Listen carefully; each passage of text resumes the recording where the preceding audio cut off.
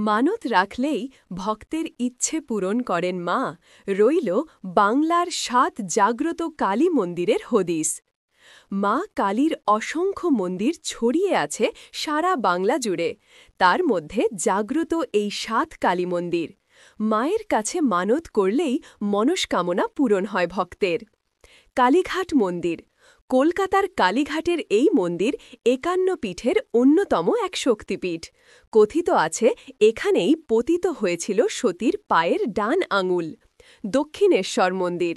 হুগলি নদীর তীরে অবস্থিত এই মন্দিরটি রানী রাসমণি নির্মাণ করেন। পরে শ্রীরামকৃষ্ণের লীলাক্ষেত্র হয়ে ওঠে মা ভবতারিণীর এই মন্দির। তারাপীঠ মন্দির। বীরভূম জেলার রামপুরহাটের কাছে অবস্থিত এই মন্দিরটি দেবী তারাকে উৎসর্গীকৃত। দশমহাবিদ্যার এক দেবী তারা।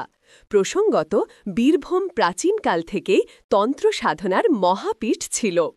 হংসেশ্বরী মন্দির।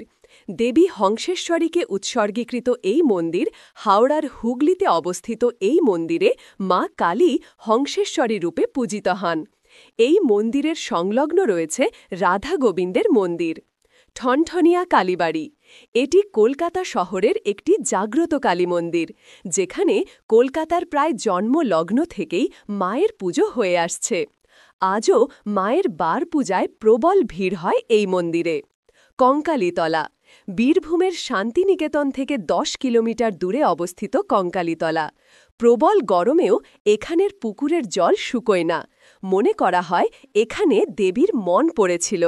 এখানে নিয়মিত পুজো দিতে ভিড় জমান ভিন জেলা ও রাজ্যের বাসিন্দারা।